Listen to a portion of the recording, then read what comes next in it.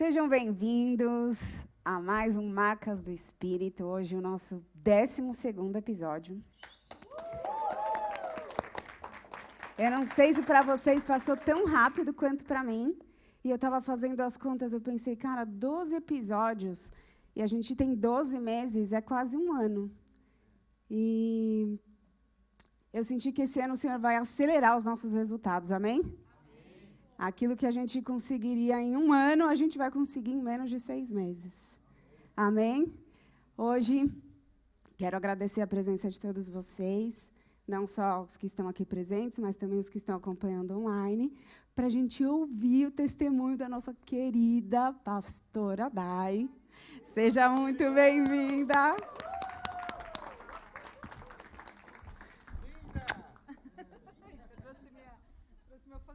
É. Rolou um fã-clube aqui hoje. Muito bom. Boa noite, graça e paz. Amém? Agora na poltrona do lado, né? Como você se sente, pastora, hoje de Nossa, entrevistada? Bru, acho que eu estou mais nervosa do que quando eu entrevisto. Hora da verdade. Hora da verdade. É isso aí. Bom, pastora, conta pra gente. Em primeiro lugar, né? A gente quer agradecer a sua disponibilidade em contar também o seu testemunho, porque esse quadro tem abençoado muito as nossas vidas, não só com os testemunhos que são contados aqui, mas a maneira como o Senhor tem usado a sua vida e a do pastor Silas para tirar as pérolas das pessoas que sentam nessa cadeira, né? Então, que hoje, em nome de Jesus, o Espírito também me direcione para que eu consiga tirar essas pérolas que estão aí escondidas, para que a gente também seja abençoado. E aí, queria saber como que você conheceu a Deus. Conta um pouco da sua história para a gente. Bom, eu sou aquele crente de berço, né? Nasci num lar cristão, né? Minha mãe evangélica, da Igreja Batista, meu pai católico. Mas fui batizada na Igreja Católica, mas desde pequenininha minha mãe levando a gente para a Igreja Batista. Então, sempre ouvi falar de Cristo, sempre ouvi falar sobre Deus, sempre na igreja, mas, de fato, quando eu tive algumas pequenas não, mas eu tive algumas experiências com Deus desde criança. Eu sentia assim, Deus me chamando, Deus falando comigo. Eram experiências assim que eu não conseguia identificar muito, mas minha mãe lembra, sabe? De reconhecer o sacrifício de Cristo através de uma canção que eu estava ouvindo, e eu lembro disso. Eu estava na frente de daqueles toca-discos, tocando uma música do Naum. Quem lembra desse cantor? Olha o povo entregando a idade agora, hein? Aí Cantor eu lembro, Naum. Cantor Naum, esse antigo. E eu lembro, minha mãe vai lembrar bem, eu lembro de chorar compulsivamente, porque a música falava do sacrifício de Cristo. Eu devia ter a idade da Isa, assim, um pouquinho menos, uns 7, 8 anos. E chorar e falar, mãe, esse amor é muito, muito louco, né? Muito intenso, é muito... E aí foram esses pequenos encontros, assim, de estar numa EBF, levantar a mão, ou de estar numa EBD, levantar a mão. Mas, de fato, como diz o meu marido, né, de ter uma interação com a graça mesmo, de entender, foi aos 14 anos. Eu já estava passando por uma adolescência meio conturbada, meio rebeldezinha. Vocês sempre foram daqui de São Paulo? Sempre daqui de São Paulo. E aí, nós frequentávamos a Igreja Batista do Jardim Primavera, eu já passando por uma adolescência meio conturbada, umas amizades meio estranhas. Quem nunca, né? Quem nunca? Só que eu sempre ia à igreja, porque minha mãe me obrigava, né? Quem nunca? Minha mãe me levava, né? Não tinha choro nem vela, e ela me levava na escola bíblica e no culto à noite. Mas eu tinha uma professora dois professores, eram um casal, né? Não eram casados, mas eram um homem e uma mulher, o Calil e a Keile, e eles eram meus professores da escola bíblica, e eu gostava muito da aula deles, da forma como eles interagiam com os adolescentes, e eu fiz amigos na igreja. E isso me fazia, até na escola bíblica eu ia mais tranquila, o problema era mais para ir à noite, né? E aí a igreja estava sem pastor, a gente estava numa sucessão pastoral, e aí ia ter esse batismo. Vai ter um batismo, vai vir o pastor Felipe, que era um pastor que era da minha infância, para fazer o batismo. Aí todos os meus amigos resolveram se batizar, inclusive minha irmã. Você só tem uma irmã, né? Só tenho a Dani, isso. Aí todos os meus amigos, não, vamos batizar, o pastor Felipe vai vir. Né? Aí eu falei, vou também. Mas só para ir para a onda, né? Porque todo mundo estava indo. Só que nós tivemos um mês de aulas de escola bíblica sobre o batismo. E eu fui ministrada por Deus nessas aulas, assim. E eu comecei a sentir um peso dessa decisão que eu estava tomando. E aí, no dia do meu batismo, o pastor Felipe estava em Americana, ele veio. Isso você tinha quantos anos? Eu tinha 14. Tá. Ele trouxe o grupo de louvor da igreja dele para ministrar no dia. E um casal começou a cantar aquela música Sonda-me, que era um dueto. E aí, naquele momento, a gente estava se preparando lá numa salinha. E aí eu senti o Espírito Santo ministrar o meu coração pela primeira vez, assim, de forma muito, muito forte, de que aquilo que eu estava fazendo era só o começo do que Deus queria fazer na minha vida, e que aquela descida das águas tinha que ser realmente um posicionamento que eu deveria tomar na minha vida. E aí eu comecei a chorar, a Keila estava lá do meu lado, me abraçou, a gente se abraçou, orou e fomos. Aí teve o batismo, foi lindo, a gente chorou, tudo. E, realmente, de fato, depois daquele dia, a minha vida mudou. Foi um posicionamento aos 14 anos que não teve... Eu tive dificuldades na vida, mas eu nunca me desviei nem por um momento, assim, sempre focada em Deus e no meu propósito, desde aquela época. Legal. Então, e você acha que esse impulso... esse reconhecimento mesmo, né, do posicionamento ali, da importância daquele momento, você acha que teve, de alguma forma, alguma influência puramente do espírito? Ou você acha que, de certa forma, isso também tinha a ver com a sua convivência em casa, assim, com seus pais? Como que era a sua relação com seus pais, né? Então, a minha mãe sempre foi muito comprometida. E minha mãe sempre foi muito de dar bom testemunho. Ela sempre se preocupava muito em dar bom testemunho. Ela sempre ministrou muito a gente sobre isso. Eu lembro de estudar o livro de Tiago com ela, que fala muito de procedimento cristão. E ela fala, olha, não pode envergonhar o evangelho. Não pode, não pode. Então, assim, eu acho que o exemplo dela... Meu pai não ficava muito em casa, ele trabalhava das 2 às 10, era um horário meio complicado. Mas ele era cristão Ele também. era da igreja católica, era um católico... Ele ia aos domingos, na missa, e ia na nossa igreja de vez em quando, assim, eventos especiais, na Igreja Batista, né? E então eu acho que foi essa influência da minha mãe, desse posicionamento, de ser uma pessoa com um novo procedimento, sabe? Não posso agir mais da mesma forma. Tanto que eu fui cortando várias coisas. Eu ouvia muita música secular, que não era cristã, e eu achava que isso me afastava de Deus. Então, eu deixei de ouvir. Aí, eu mudei todo o meu repertório para a música cristã. Eu falei, isso vai me ajudar a ficar mais próxima de Deus. Só por curiosidade, que tipo de música você ouvia antes? Então, eu sempre gostei muito de rock, pop, sabe? Sempre gostei muito. Backstreet Boys e as boys bands, né?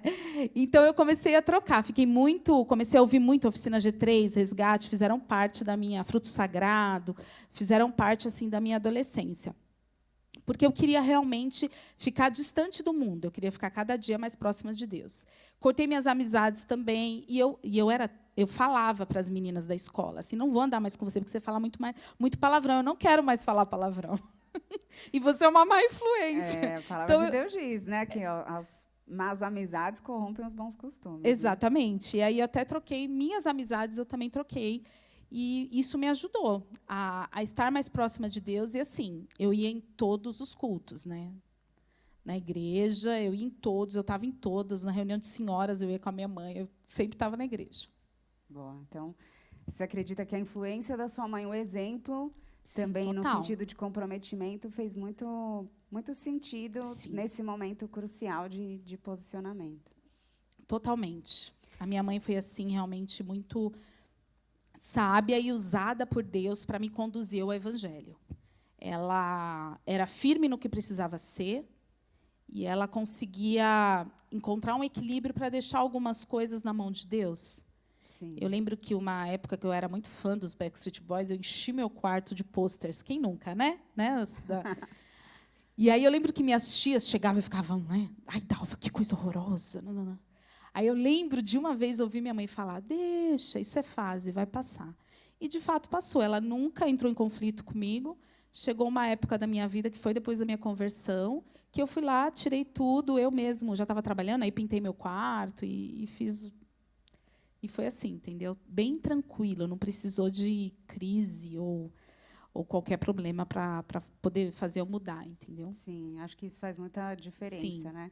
Acho que 2 pontos importantes assim na educação, né? Não só dos filhos, mas de certa forma a gente acaba influenciando todas as pessoas que estão ao nosso redor, né? Com o nosso comportamento.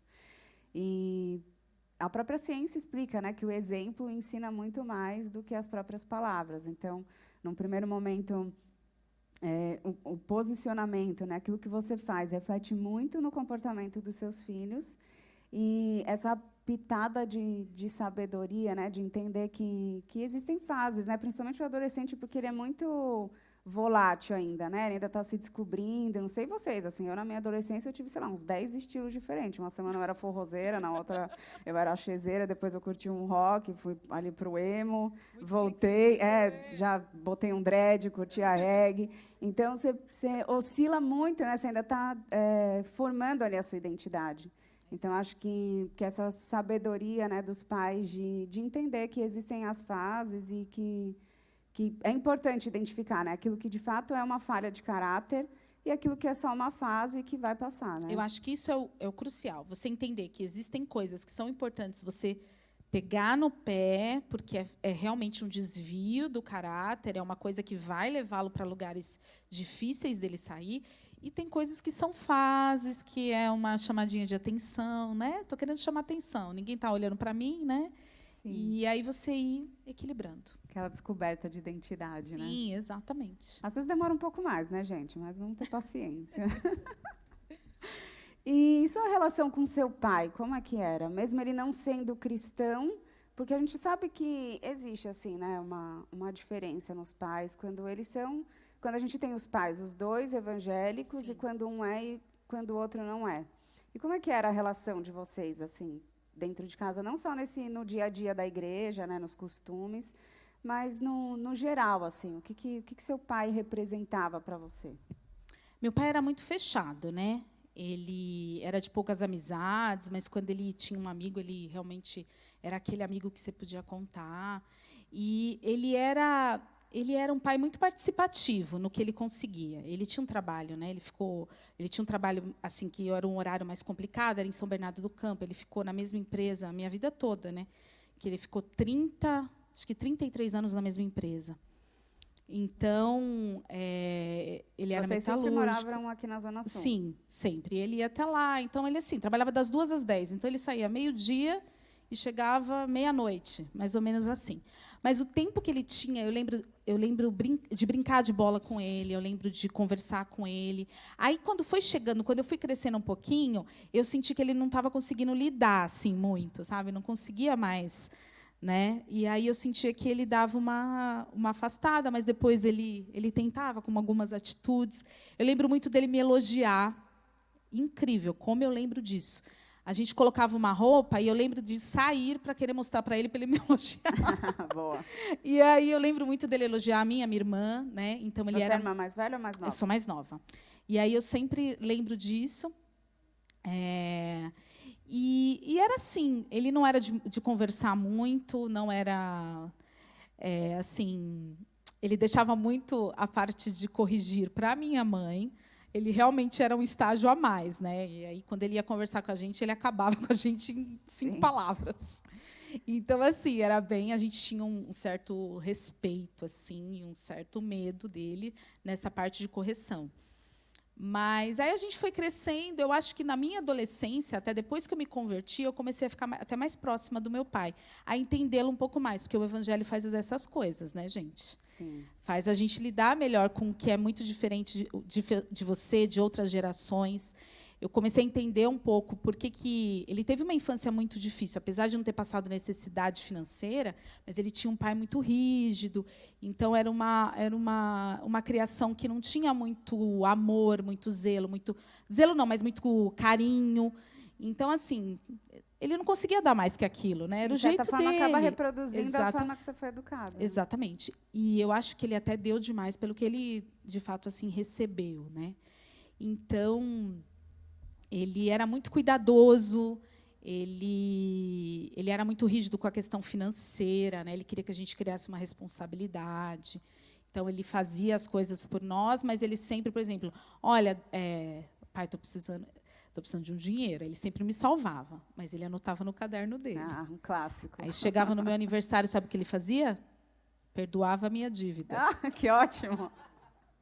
Então, Dai, pega essa dica, eu ia comprar mãe. Um presente, mas eu olhei lá no caderno, então, tá perdoada. Falei, tá bom. Aí, né? Imagina, a pessoa trabalhava, eu só pagava a minha faculdade, já estava com um salário melhor, e ele vivia me salvando, né? Carro, então, às vezes, o carro estava no talo. Eu falei, não sei como é que eu vou chegar do trabalho hoje, não tenho dinheiro para pôr gasolina. Aí, quando eu saí, ele estava chegando com o carro, tinha enchido o tanque, lavado o carro. Lá vai. Eu vi que estava acabando a gasolina e eu não quero que ninguém me ligue no meio da rua para salvar que está sem gasolina. Falei, entendi, seu Alceu. Ele enchia o tanque. Ele era assim, sabe?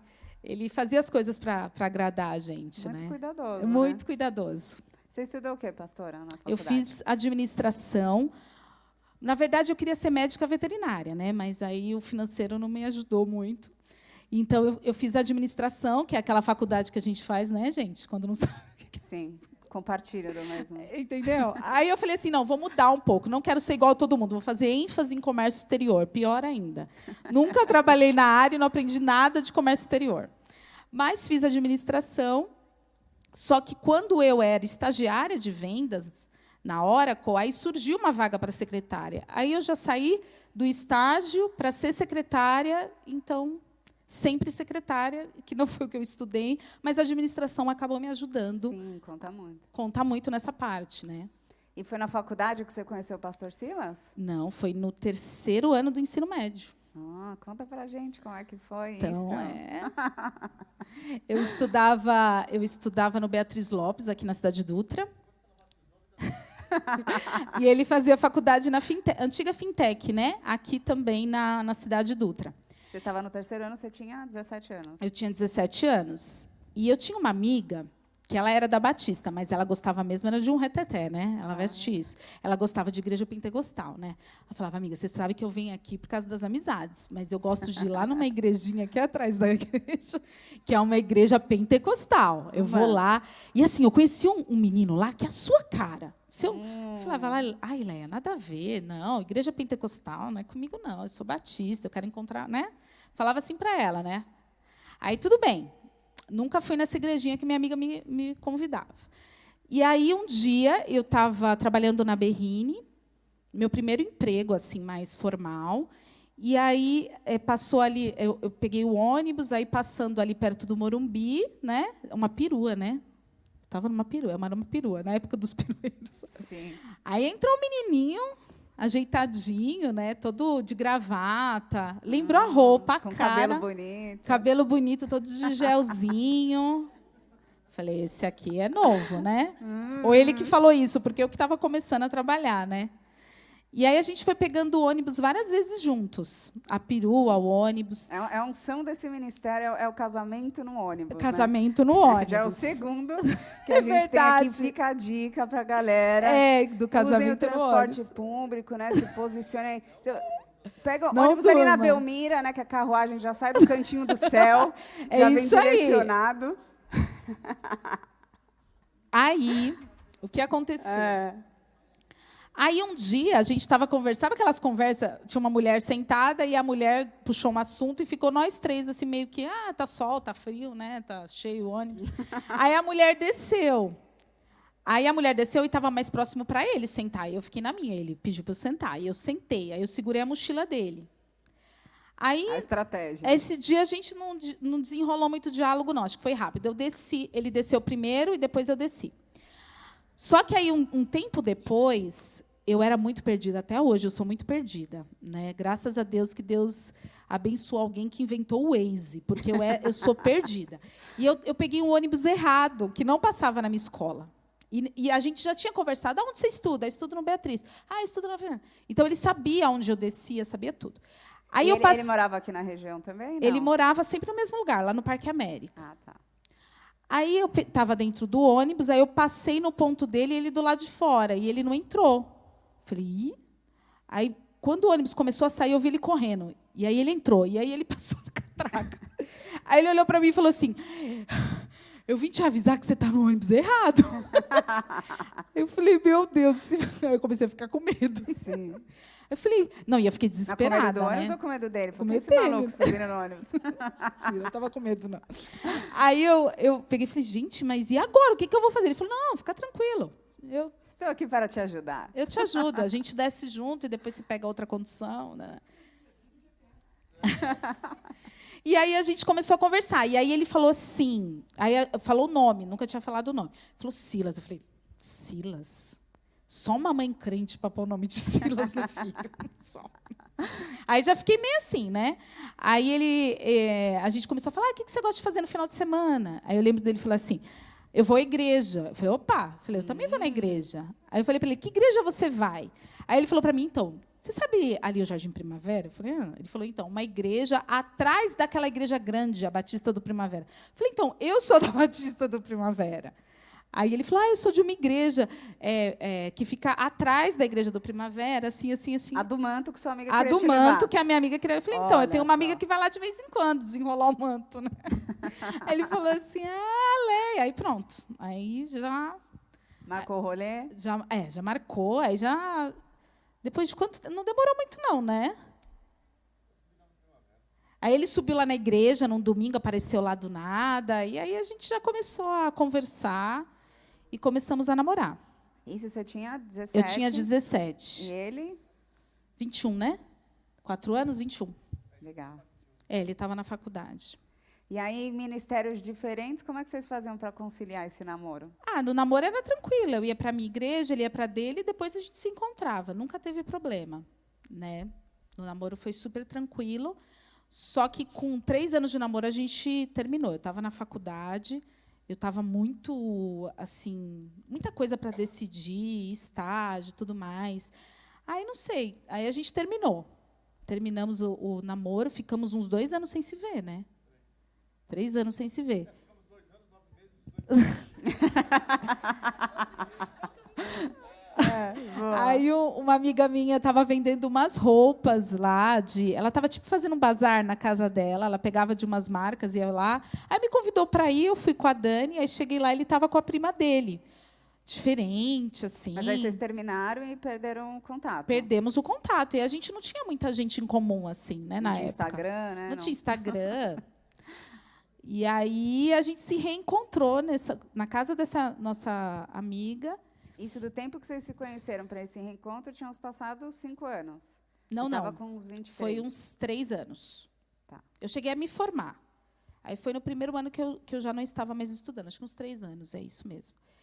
E aí a gente se reencontrou e foi muito assim conturbado, porque eu fiquei com muita dúvida. Eu falei, gente... Aí ele começou a se mostrar interessado, né? A gente começou a conversar. Eu falei, agora precisa dar certo ou não, né? Preciso ter certeza para não, porque quando a gente terminou foi muito conturbado. Meus pais ficaram muito bravos, né? Minha mãe falava, não tinha que ter terminado, né? Vocês tinham que estar juntos. Aí minha mãe, meu pai. E ele se dava bem já desde sempre com seus pais. Sim, meu pai adorava ele, adorava. Então assim, aí foi isso. Aí eu falei, não, Deus, por favor, preciso de ajuda, preciso que o Senhor me ilumine. Aí eu até brinco, né, que eu até falei para as meninas esses dias na aula, que foi a primeira vez que eu fiz realmente uma prova com Deus. Falei, olha, Deus, se for para eu continuar em contato com Silas, tudo, eu quero que o Senhor me dê uma prova disso.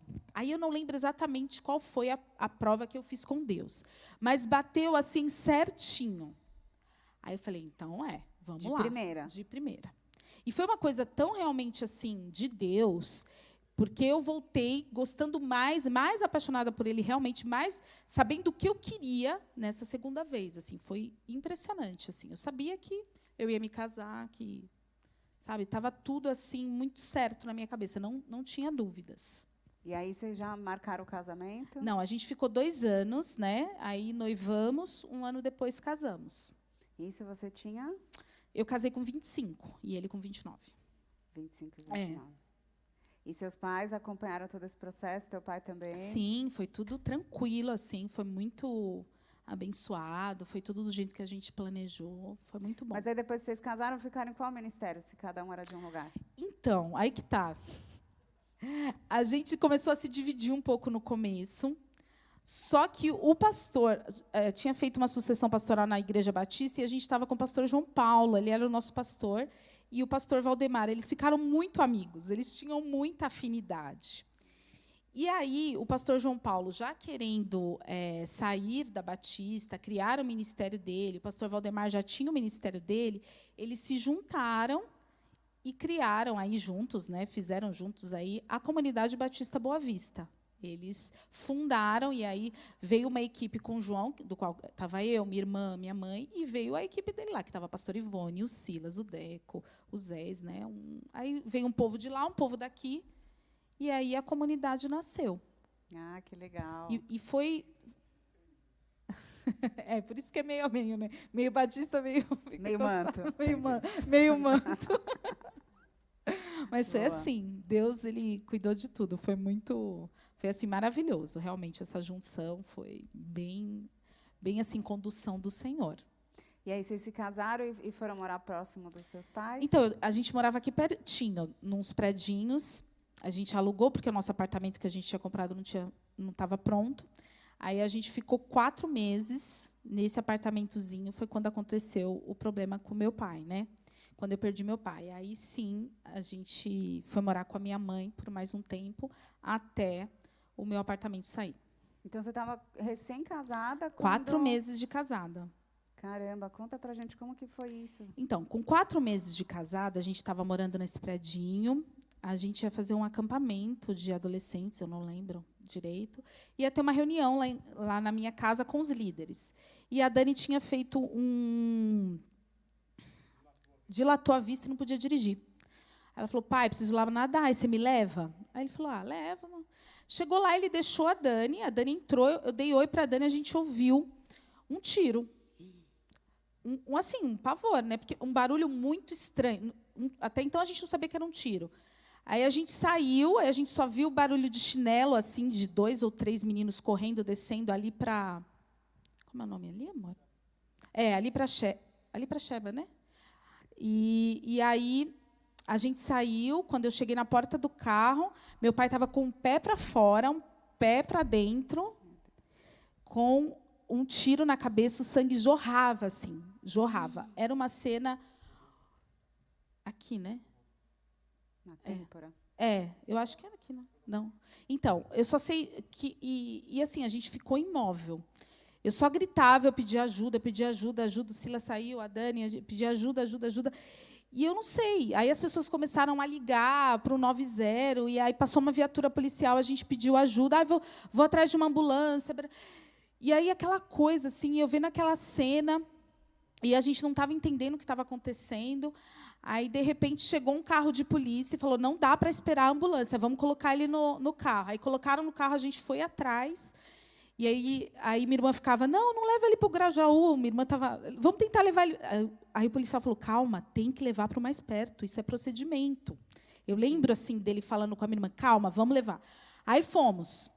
Aí eu lembro que a gente entrou, e quando a gente chegou lá, eu lembro de ir para uma salinha, para um corredor assim. Aí chegou a pastora Ivone, o pastor Valdemar, o Deco, a Mari, e aí já veio o médico, com uma cara assim péssima, né? E aí ele olhou para a gente e falou assim, olha, ele não resistiu. Nossa, foi assim, meu pai estava com 63 anos, se eu não me engano. Ele não tinha doença nenhuma, ele era super ativo. E sabe assim, quando o seu mundo cai, sabe? E você começa a questionar todas as coisas. Senhor, mas por quê? Por que comigo? Porque o meu pai... O Senhor se esqueceu que eu sou sua filha, o Senhor dormiu, o Senhor... O que aconteceu, sabe, aquela coisa? E minha mãe ligando, né? Que até então minha mãe não sabia de nada. Aí ligando. Aí a gente foi para a casa da minha mãe, todo mundo junto. O seu pai congregava com vocês na igreja? Não, ele era da Igreja Católica.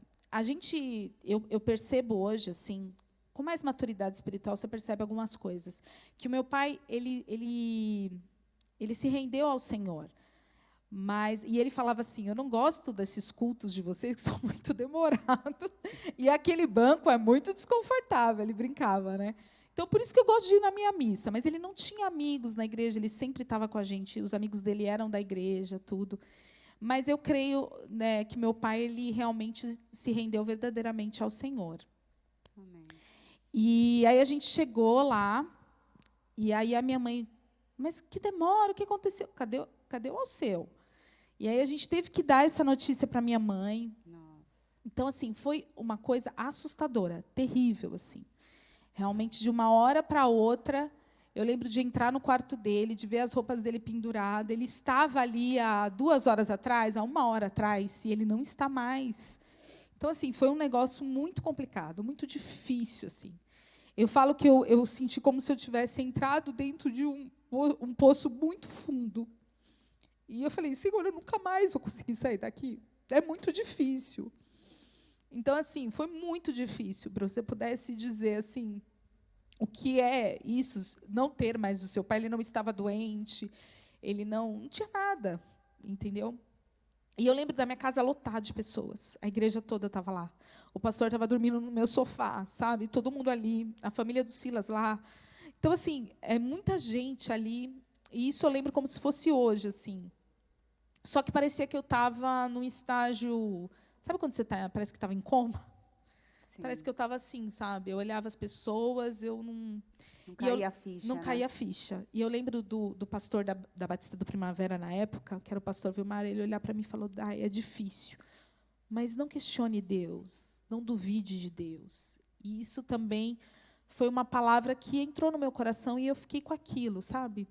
De alguma forma, em algum momento, assim, você questionou o fato de, poxa, Senhor, eu estou na sua presença, eu estou servindo, eu faço, tipo, né? Porque a gente se sente blindado, né, de certa forma. Eu acho, Bru, que muito erroneamente, eu já faço questão de passar isso para as minhas filhas, que a gente veio de um evangelho que pregava muitas vezes que você, por ser crente, não passava por problemas.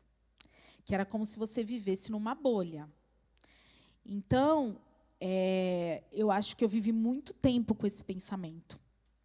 E eu só não me frustrei com Deus porque eu tinha um relacionamento real e pessoal com Cristo. Eu já era madura, né, espiritualmente. Mas, possivelmente, se eu não tivesse nutrido um relacionamento mais profundo com Deus, eu poderia ter me frustrado. E falado, não quero saber desse Deus que deixa acontecer uma coisa dessa. Eu sendo fiel, né? Exatamente. Eu lembro de receber uma pessoa na minha casa muito equivocada, extremamente equivocada.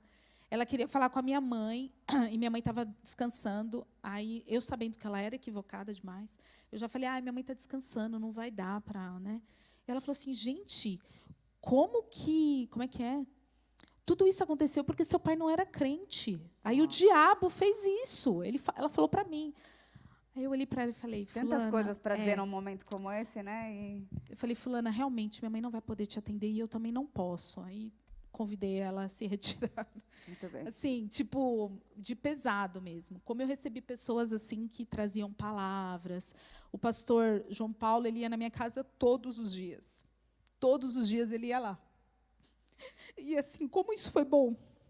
Sabe, senti, ele entrava lá, eu lembro dele com o bebê conforto da Clara na mão. A Clarinha tinha uns 4 meses. E ele foi 1 semana ou mais todos os dias. Ele sentava e ele olhava para a gente e falava, e aí? E aí, pastor, está difícil, está assim, está assim. E foi assim, muito bom poder receber esse acolhimento, né? Pastor Valdemar, pastor Ivone também ali junto com a gente, sabe? Assim, ia sempre lá, a gente recebeu muitas visitas, as pessoas realmente estavam preocupadas em nos apoiar, então isso fez toda a diferença. Tanto que eu falo que até nisso, antes eu não ia em enterro nenhum, não fazia questão, eu achava que era indispensável. Hoje eu penso diferente. É muito importante você ir no sepultamento, gente. Aquela pessoa precisa. Eu lembro de um momento no enterro do meu pai, estava muito cheio. E eu recebi a vice-presidente que eu atendia na época, ela estava lá com 3 diretores. E ela me abraçou. E eu vi pessoas que eu conheci na minha infância. E eu vi pessoas que eu trabalhei com elas. Eu vi pessoas da igreja. Eu vi pessoas, assim, famílias de longe, familiares de longe. Eu falei, meu Deus do céu, quanto amor.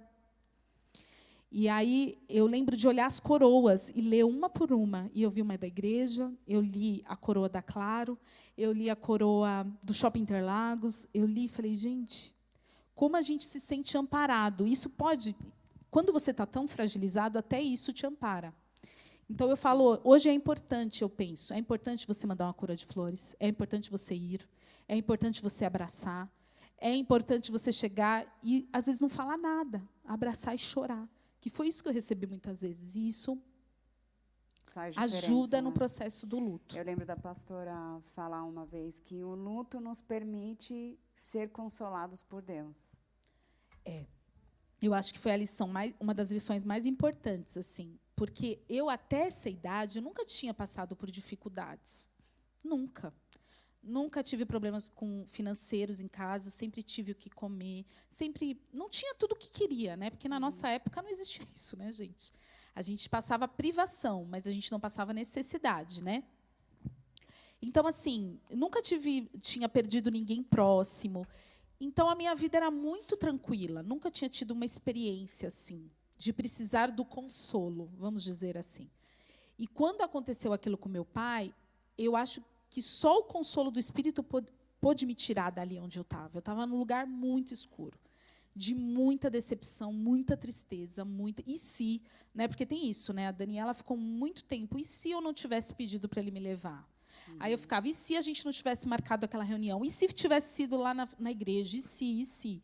Então, isso acaba com a gente também, deixa a gente muito amargurado. E o Espírito Santo de Deus, realmente, ele foi socorro bem presente naquele momento. Eu me sentia muitas vezes muito agitada, e eu lembro de me sentir... Eu falava muito do Salmo 23, e eu me aprofundei no Salmo 23, e aí tinha uma ilustração assim, sabe uma ovelhinha, quando ela está ali no aprisco, um monte de ovelhinha, né? E ela fica ali fazendo a mesma coisa. Aí, de repente, aparece um lobo. Aí elas ficam tudo doidas, batendo cabeça. Uma dificuldade. Aí vem o pastor com aquele cajadinho, pega ela e fala, vem para o pasto de novo, ó, criança. Aqui tem pastinho verde para você. É a mesma coisa com a gente. Vem a dificuldade, a gente fica batendo as cabeças, fica doido, aflito, angustiado. Aí vem o pastor e fala, vem aqui, ó, tem um pastinho verde aqui para você pastar. Olha só, aqui perto de mim tem consolo, aqui perto de mim está quentinho, aqui perto de mim tem... Então, foi isso que eu senti. Aí eu falava para o Silas, você percebe que o milagre do consolo do Espírito Santo ele só vem mediante ao luto. Então, assim... Sim. E faz muita diferença, né? Você não se isolar, porque nesses momentos sim, a gente tem a tendência a se isolar, né?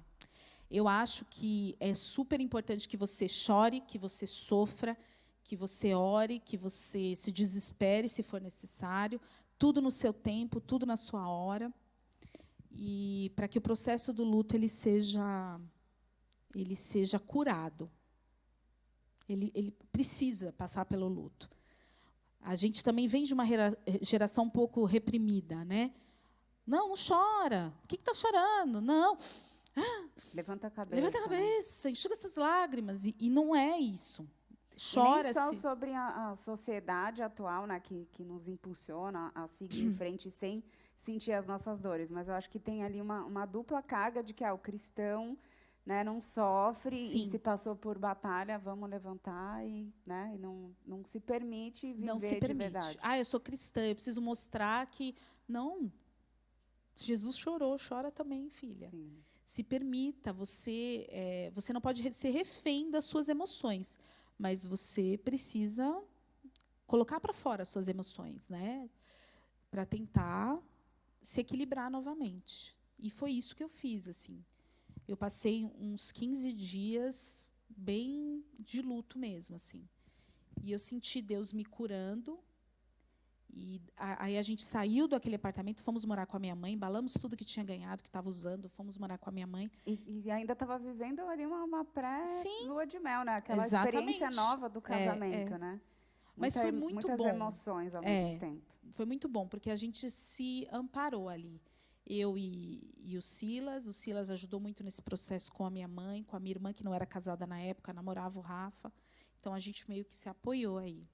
E aí vocês foram morar com a sua mãe? Até o nosso apartamento sair, que depois de 2 anos ele saiu.